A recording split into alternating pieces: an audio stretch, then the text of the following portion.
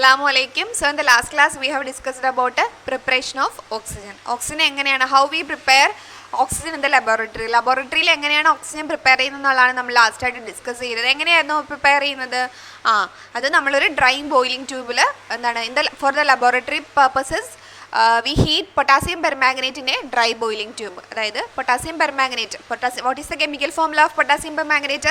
Potassium permanganate chemical formula എന്താണ്? KMnO4 അല്ലേ? KMnO4 ആണ് പൊട്ടാസ്യം പെർമാംഗനേറ്റിൻ്റെ കെമിക്കൽ ഫോർമുല എന്ന് പറയുന്നത്. അപ്പോൾ ഈ പൊട്ടാസ്യം പെർമാംഗനേറ്റിനെ എന്ത് ചെയ്യുന്നു, ഒരു ഡ്രൈ ബോയിലിംഗ് ട്യൂബിൽ എടുത്തിട്ട് അതിനെ ഹീറ്റ് ചെയ്യുമ്പോഴാണ് നമുക്ക് എന്ത് കിട്ടുന്നത്? For the laboratory purposes we get the oxygen. ഓക്സിജനെ നമുക്ക് ലബോറട്ടറി പർപ്പസിൽ നമ്മൾ എന്ത് ചെയ്യുന്നു, പൊട്ടാസ്യം പെർമാംഗനേറ്റിനെ ഒരു ഡ്രൈ ബോയിലിംഗ് ട്യൂബിൽ ഹീറ്റ് ചെയ്യുമ്പോഴാണ് നമുക്കത് അവൈലബിൾ ആകുന്നത്. Okay, so what are the materials used for the preparation of oxygen? ഓക്സിജൻ്റെ പ്രിപ്പറേഷന് നമ്മൾ എന്തൊക്കെ മെറ്റീരിയൽസ് ആണ് യൂസ് ചെയ്യുന്നതെന്നുള്ളതാണ്. എന്തൊക്കെ മെറ്റീരിയൽസ് ആണ് യൂസ് ചെയ്യുന്നത്? ഡ്രൈ ബോയിലിംഗ് ട്യൂബ്, നമ്മൾ പറഞ്ഞില്ലേ ഡ്രൈ ബോയിലിംഗ് ട്യൂബ് യൂസ് ചെയ്യുന്നു. Then crystals of potassium permanganate. അപ്പോൾ എന്തൊക്കെ വേണം നമുക്ക്? ഡ്രൈ ബോയിലിംഗ് ട്യൂബ് വേണം അല്ലേ? ഡ്രൈ ബോയിലിംഗ് ട്യൂബ് വേണം. Then crystals of potassium permanganate. Potassium പെർമാംഗനേറ്റിൻ്റെ എന്താ വേണം? ക്രിസ്റ്റൽസ് വേണം അല്ലേ? Crystals of potassium permanganate. Then എന്തൊക്കെ വേണം പിന്നീട്? സ്പിരിറ്റ് ലാമ്പ്, അതിനെ ഹീറ്റ് ചെയ്യണമെങ്കിൽ നമുക്ക് എന്ത് വേണം? സ്പിരിറ്റ് ലാമ്പ് വേണം. Then oxygen is identify. അപ്പോൾ ഇത്രയും കാര്യങ്ങളാണ് നമുക്ക് എന്ത് വേണ്ടത്? ലബോറട്ടറി പർപ്പസസിൽ നമുക്ക് ഓക്സിജനെ പ്രിപ്പയർ ചെയ്യാൻ വേണ്ടിയിട്ട് വേണ്ടത്. KMnO4, you have to remember potassium permanganate എന്നുള്ള ആ ഒരു ഇത്. Okay, oxygen is identify by introducing a glowing splinter in the test tube. It burns to flame the presence of oxygen. ഈ പൊട്ടാസ്യം നമുക്ക് എന്താണ് ഓക്സിജൻ്റെ പ്രസൻസ് ഉണ്ടോ എന്ന് അറിയണം എന്നുണ്ടെങ്കിൽ എന്ത് ചെയ്താൽ മതി? നമ്മൾ ജസ്റ്റ് ഒരു സ്പ്ലിൻറ്റർ എടുത്തിട്ട് ടെസ്റ്റ് ട്യൂബിൻ്റെ അകത്തേക്ക് കാണിച്ചാൽ മതി. ഒരു ഗ്ലോയിങ് സ്പ്ലിൻറ്റർ എടുത്തിട്ട് കാണിച്ചു കഴിഞ്ഞാൽ അവിടെ എന്ത് ചെയ്യും? ഇറ്റ് ബേർസ്റ്റസ് ഇൻ ടു ഫ്ലെയിമായിട്ട് അവിടെ ഫ്ലെയിം ഉണ്ടാവുന്നുണ്ട്. അപ്പോൾ അതിലൂടെ നമുക്ക് മനസ്സിലാക്കാൻ പറ്റും അവിടെ ഓക്സിജൻ്റെ പ്രസൻസ് ഉണ്ടെന്നുള്ള കാര്യം നമുക്ക് അങ്ങനെ മനസ്സിലാക്കാനായിട്ട് പറ്റും. Okay, so in this reaction which compound has decomposed to form oxygen? What are the products of this decomposition? അപ്പോൾ ഡീകമ്പോസിഷൻ റിയാക്ഷൻ എന്താണെന്ന് മിസ് പറഞ്ഞു തരാം. അതിന് മുന്നേ ആയിട്ട് പൊട്ടാസ്യം നമുക്ക് എന്തൊക്കെ ആയിരുന്നു ഇതിനകത്ത് വേണ്ടത്? പൊട്ടാസ്യം പെർമാംഗനേറ്റ് എടുത്തു അല്ലേ? പൊട്ടാസ്യം പെർമാംഗനേറ്റ് എടുത്തു. എന്നിട്ട് അവിടെ എന്തൊക്കെ ഉണ്ടായി? Potassium manganese oxide, oxygen. So I will just show the reactions of potassium permanganate. Okay, അപ്പോൾ പൊട്ടാസ്യം പെർമാംഗനേറ്റ് എന്ത് ചെയ്യുന്നു? നമുക്ക് വേണ്ടത് എന്താണ്? KMnO4, പൊട്ടാസ്യം പെർമാംഗനേറ്റിനെ ഹീറ്റ് ചെയ്യുമ്പോഴാണല്ലോ നമുക്ക് ഓക്സിജൻ കിട്ടുന്നതെന്ന് മിസ് പറഞ്ഞു തന്നത്. അപ്പോൾ പൊട്ടാസ്യം പെർമാംഗനേറ്റിനെ എന്ത് ചെയ്യുന്നു? നമ്മൾ ഹീറ്റ് ചെയ്യുന്നു. ഹീറ്റ് ചെയ്യുമ്പോൾ നമുക്ക് എന്തൊക്കെ കിട്ടുന്നത്? We get potassium manganate. Okay, potassium KMnO4നെ എടുത്തിട്ട് എന്ത് ചെയ്യുന്നു? നമ്മൾ ഹീറ്റ് ചെയ്യുമ്പോൾ നമുക്ക് എന്തൊക്കെ കിട്ടുന്നു?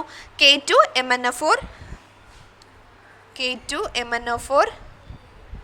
ദെൻ ഇപ്പോൾ അതെന്താണ്? പൊട്ടാസ്യം മാംഗനേറ്റ് ആണ് K2MnO4 എന്ന് പറയുന്നത്. Then plus manganese oxide, MnO2 എന്ന് പറയുന്നത് എന്താണ്? Manganese oxide plus oxygen. Okay, so ഇതാണ് നമ്മൾ ഓക്സിജൻ പ്രിപ്പറേഷൻ്റെ ആ ഒരു ഇക്വേഷൻ എന്ന് പറയുന്നത്. പൊട്ടാസ്യം പെർമാംഗനേറ്റ് എടുത്ത് നമ്മൾ ഹീറ്റ് ചെയ്യുമ്പോൾ നമുക്ക് എന്തൊക്കെ കിട്ടുന്നു? When we heated the potassium permanganate in A dry boiling tube V get potassium manganate, manganese oxide and oxygen. അപ്പോൾ ഇത്രയും കാര്യങ്ങളാണ് അല്ലേ പൊട്ടാസ്യം പെർമാംഗനേറ്റ് എന്ന് പറയുന്ന ഡീകമ്പോസ് ചെയ്തിട്ട് എന്തൊക്കെ ഉണ്ടായി? Potassium manganate, manganese oxide and oxygen. Okay, so decomposition is the process of forming two or more products due to the decomposition of a compound. അപ്പോൾ എന്താണ് decomposition എന്ന് പറയുന്നത്? അതായത് decomposition is the process of forming two or more products due to the decomposition of a compound. അതായത് ഈ ഒരു compound നമുക്ക് എക്സാമ്പിളായിട്ട് KMnO4 എന്ന് പറയുന്ന ഒരു കോമ്പൗണ്ട് അതിനെ ഹീറ്റ് ചെയ്തപ്പം അത് എന്തൊക്കെയായിട്ട് ഡീകമ്പോസ് ചെയ്തു? Potassium manganate, manganese oxide, oxygen. ഈ ഒരു ടൈപ്പ് റിയാക്ഷൻസിനെ നമ്മൾ പറയുന്ന പേരാണ് എന്തെന്ന് പറയുന്നത്? Decomposition reaction. ഡീകമ്പോസ് ചെയ്ത് വിഘടിച്ചു അല്ലേ? നമ്മൾ മലയാളത്തിൽ പറയുമ്പോൾ വിഘടിച്ചു എന്ന് പറയും. So potassium permanganate decomposed to form potassium manganate, manganese oxide and oxygen, and this kind of reaction is called what? This kind of reactions are called a decomposition reaction. അപ്പോൾ ഇങ്ങനെയുള്ള റിയാക്ഷൻസിനെ നമ്മൾ പറയുന്ന പേരാണ് decomposition reactions എന്നുള്ളത്. Okay, So oxygen can be prepared by electrolyzing acidified water by passing electricity through it. അതായത് നമുക്ക് ഓക്സിജനെ മറ്റൊരു തരത്തിലും പ്രിപ്പയർ ചെയ്യാൻ പറ്റും. എങ്ങനെയാണ് പ്രിപ്പയർ ചെയ്യുന്നത്? അതായത് അസിഡിഫൈഡ് ആയിട്ടുള്ള വാട്ടറിനെ ഇലക്ട്രോളിസിസ് നടത്തിയിട്ട് അതിൽ എന്ത് ചെയ്യുന്നു, electricity pass ചെയ്യിപ്പിക്കുന്നു.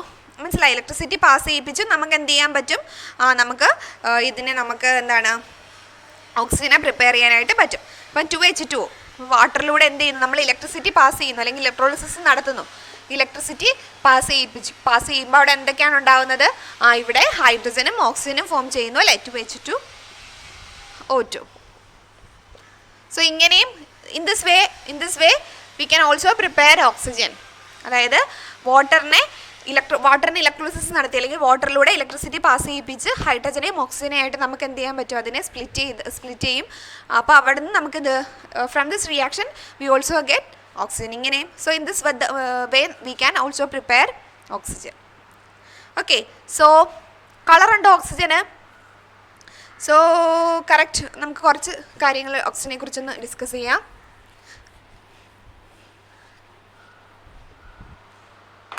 Colour,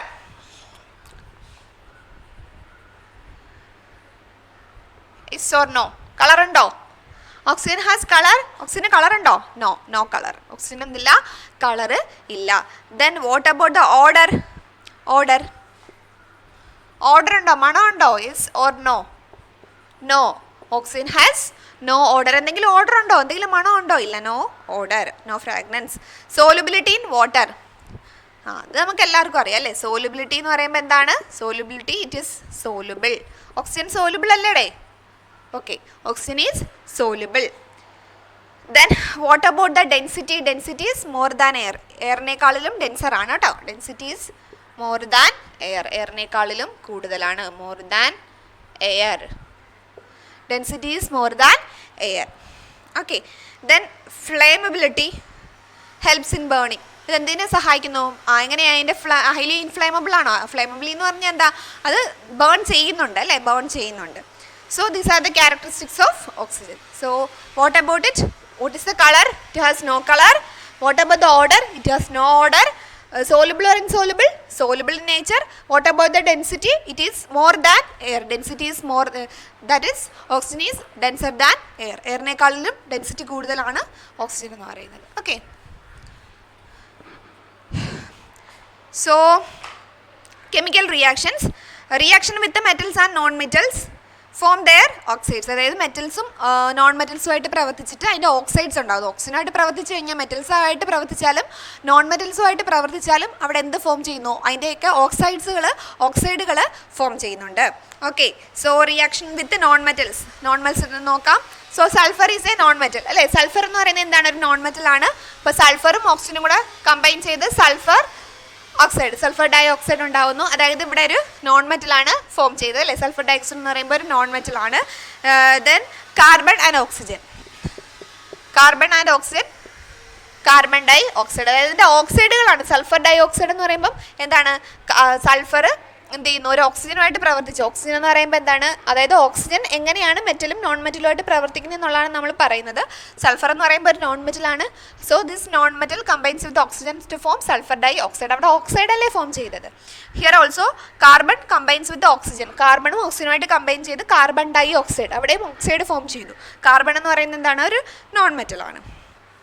okay, so ഹൈഡ്രജനും ഓക്സിജനും. ഹൈഡ്രജൻ എന്ന് പറയുന്നത് എന്താണ്? ഒരു നോൺ മെറ്റലാണ്. Hydrogen plus oxygen we get water അല്ലേ. വാട്ടർ ഇത് എന്താണ്? അവിടെയും എന്ത് ചെയ്യുന്നു? അവിടെയും വാട്ടർ ഫോം ചെയ്യുന്നുണ്ട്.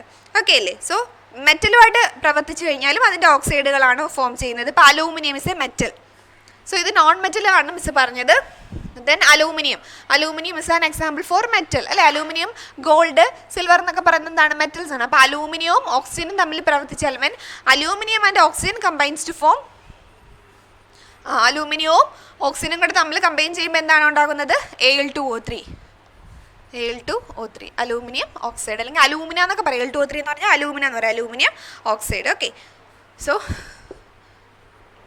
അത് നിങ്ങൾ ജസ്റ്റ് നിങ്ങൾക്കറിയാമല്ലോ how to balance and chemical equation ഉള്ളത് മിസ് പഠിപ്പിച്ചിട്ടുണ്ട്. അപ്പോൾ അത് നോക്കിയിട്ട് ബാലൻസ് ചെയ്ത് നോക്കിയാൽ മതി. Okay, so here aluminium and oxygen combines to form aluminium oxide or alumina form ചെയ്യുന്നു. Then iron is a metal. അയണും അതുപോലെ തന്നെ ഓക്സിജനും കമ്പൈൻ ചെയ്ത് അയൺ ഓക്സൈഡ്. എന്ത് കമ്പൈൻ ചെയ്താലും ഇപ്പോൾ മെറ്റൽസ് ആവട്ടെ whether it is metals or non metals their forms the oxides. Metals ആയാലും നോൺ മെറ്റൽസ് ആയാലും അവിടെ എന്ത് ഫോം ചെയ്യുന്നുണ്ട്? അവിടെ അതിൻ്റെ ഓക്സൈഡുകൾ ഫോം ചെയ്യുന്നുണ്ട്. ഓക്കെ അല്ലേ? സോ കാർബൺ ആൻഡ് ഓക്സിജൻ, കാർബണും ഓക്സിജൻ എന്നൊക്കെ പറയുമ്പോൾ കാർബൺ നോൺ മെറ്റലാണ്. അപ്പോൾ നോൺ മെറ്റലും മെറ്റലുമായിട്ട് കമ്പൈൻ ചെയ്താലും അത് അതിൻ്റെ ഓക്സൈഡുകളെ ഫോം ചെയ്യിപ്പിക്കുന്നു. So uses of oxygen. So now we are going to check about the uses of oxygen. ഓക്സിജൻ്റെ യൂസസ് എന്തൊക്കെയാണെന്നുള്ളതാണ്. ഓക്കെ, uses of oxygen.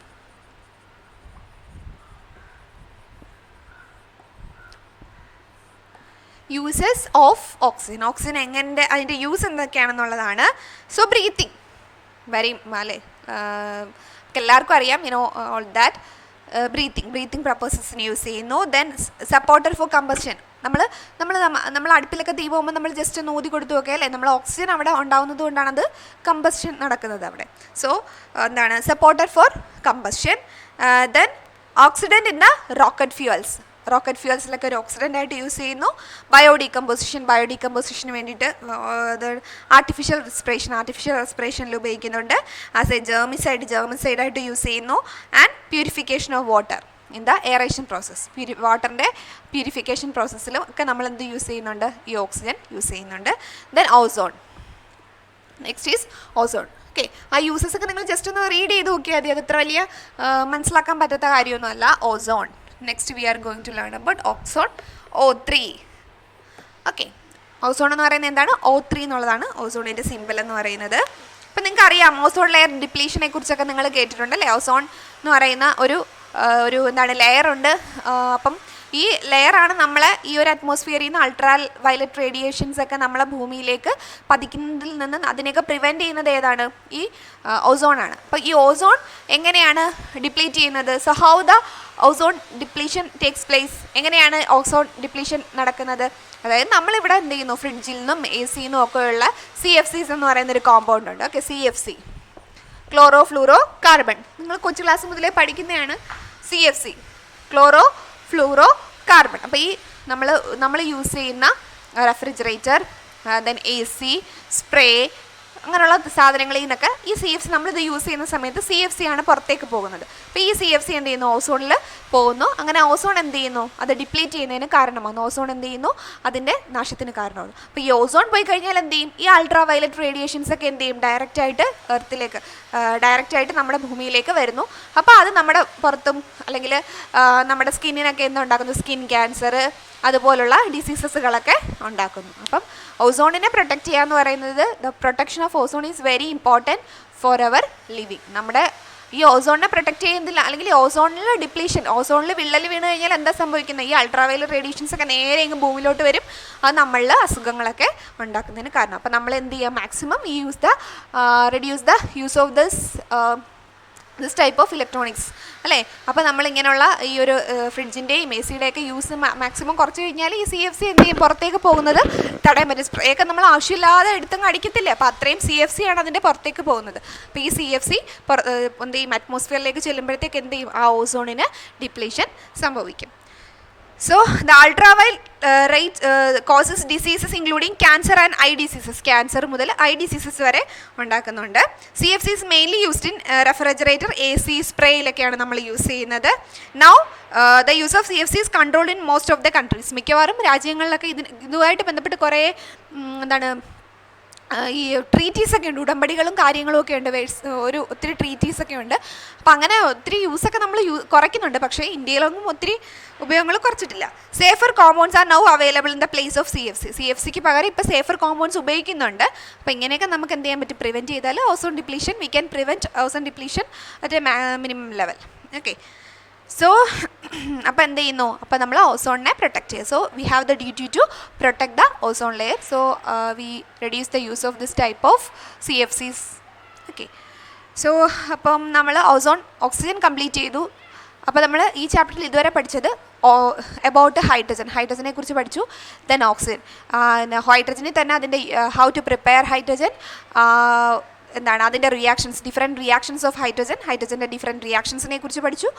Then oxygen, how to prepare oxygen in the laboratory and also the uses of ഓക്സിജൻ്റെ കുറേ യൂസസുകൾ പറഞ്ഞു. Then the reactions with metals and non metals, ഓക്സിജൻ്റെ മെറ്റൽസും non മെറ്റൽസും ആയിട്ടുള്ള ഇത് പഠിച്ചു. അപ്പം മെറ്റൽസ് നോൺ മെറ്റൽസുമായിട്ട് പ്രവർത്തിച്ച് കഴിഞ്ഞാൽ ഓക്സൈഡ്സ് ഉണ്ടാക്കുന്നത് പഠിച്ചു.